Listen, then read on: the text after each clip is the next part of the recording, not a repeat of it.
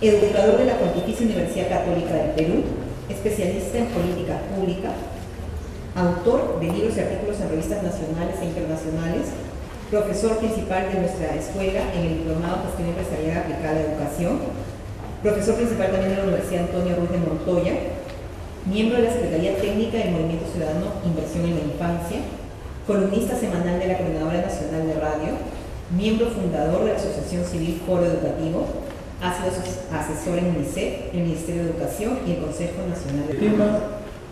El tema de la disciplina, del orden, de las relaciones humanas, de la colaboración en las aulas, constituye un factor importante para que se puedan hacer bien las cosas, se pueda enseñar y aprender con un cierto margen de efectividad. Es algo que todo el mundo por sentido común reconoce y admite, y sin embargo conseguir esto no es algo fácil. Y no es fácil porque, y ahí es donde viene la ambigüedad, el tema de la disciplina, la convivencia, el orden, la regulación en el salón de clases no ocupa un lugar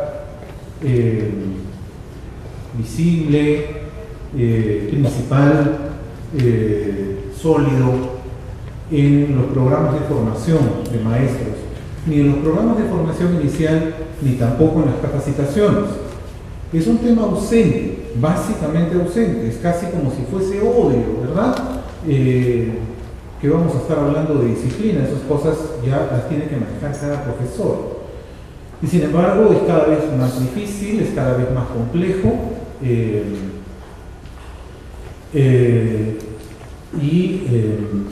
cuáles son las herramientas, cuáles son los criterios para poder afrontar este problema, es algo que constituye muchas veces una pregunta sin respuesta. Ocurre que esto tiene una explicación. Ustedes saben perfectamente que los sistemas educativos, en el sistema educativo en el que trabajamos,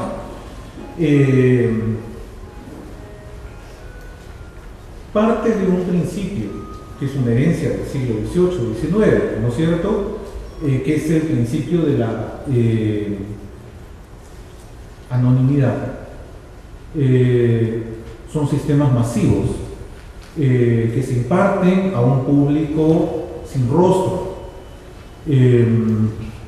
Así nacen los sistemas educativos en el mundo. El alumno, el estudiante, con sus características, su personalidad, su historia, su trayectoria, no ha sido en general en la historia de los sistemas educativos en el mundo un tema relevante.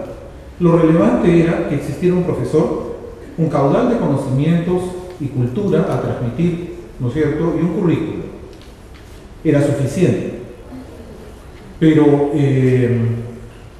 la diversidad de un salón de clases ha sido considerado más bien un problema. Y de hecho, los sistemas educativos nacen para homogeneizar, para borrar diferencias y para uniformizar maneras de pensar, maneras de actuar, maneras de ser. Esto está en la historia, esto es bastante conocido y sin embargo no le tomamos el peso a lo que representa como legado para nuestra manera de asumir el rol docente. Un alumno hace muchos años me dijo, un alumno de un instituto pedagógico, me dijo hace muchos años, profesor, me dijo, estábamos hablando también sobre temas de disciplina, yo estoy haciendo mi práctica profesional y me ha tocado hacer práctica en un centro educativo y el salón que me han asignado es un salón donde todos los alumnos son diferentes, profesor. ¿Qué se hace en estos casos? Esa pregunta me la hicieron hace 15 años y no ha dejado de impresionarme cómo un muchacho que al cabo de 5 años está terminando la carrera se sorprende cuando va a un salón de encontrar un aula heterogénea. Porque él se ha formado bajo la idea, el supuesto, de que cuando él salga del instituto o de la universidad, lo que va a encontrar es un auditorio dispuesto y disponible, que va a alinearse con sus expectativas automáticamente y va a hacer todo lo que él espera que haga, ¿sí? Si eso no ocurriese, entonces tendrá que tomar medidas, pero lo normal es que su público se alinee. Y cuando sale a enseñar se da cuenta que eso no ocurre. Y entonces se extraña. Eso no estaba en su registro, eso no tendría que ocurrir. Bien, si vamos más atrás todavía, vamos a recordar cómo los sistemas educativos se diseñan tomando como modelo de referencia la línea de montaje industrial. ¿Recuerdan eso? Entonces, se supone que los alumnos son los insumos que pasan por un conjunto de procesos homogéneos para llegar a un resultado similar, equivalente. Entonces, para que los procedimientos estén estandarizados, los insumos tienen que ser iguales. Pero si a procedimientos estandarizados ustedes le meten insumos distintos, entonces se produce un cortocircuito. Los insumos distintos son rápidamente eliminados. Solamente son admitidos los insumos homogéneos, ¿sí? Los heterogéneos los devolvemos o los mandamos a reparar, y si no tienen reparación los excluimos. Pero la máquina no funciona con insumos distintos, todos tienen que estar cortados por la misma tijera. Así han funcionado los sistemas educativos en el mundo, y ese es el legado que nosotros tenemos. Entonces, los que han estudiado este tema dicen que obviamente esta concepción de la educación basada en esta idea de sistema parte de un error, porque los alumnos, si los consideramos como insumos de esta inmensa maquinaria de producir educación, son todos distintos.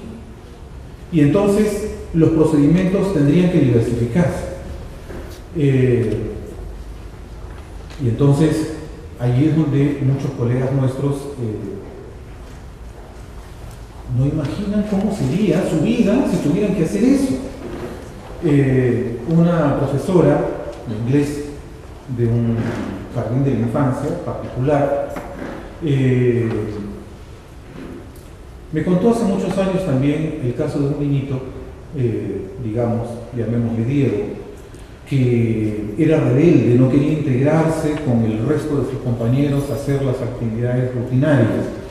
Entonces el niño no solamente no seguía las indicaciones, no participaba en los grupos, sino que además le creaba problemas, ¿no es cierto? Parecía que el inglés no le interesaba, la profesora estaba desesperada, no sabía qué hacer con el bendito Diego.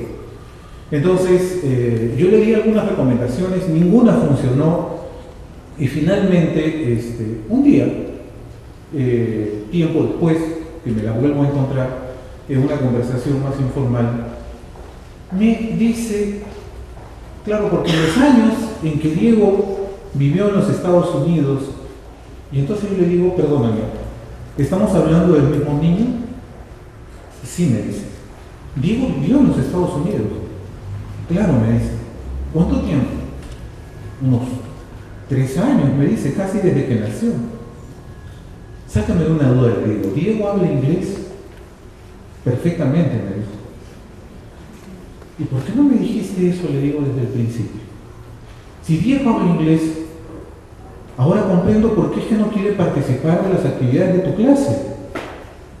Y entonces ella me mira entre sorprendida y mortificada y me dice, ¿y qué querías? Me dice, ¿que yo le haga una clase especial a Diego? Claro, ¿cómo hacer? Yo tengo que suponer que todos están en el mismo nivel para poder justificar una clase homogénea. Como eso no es así, surgen los problemas, y entonces los problemas no los asumo como míos, sino del niño.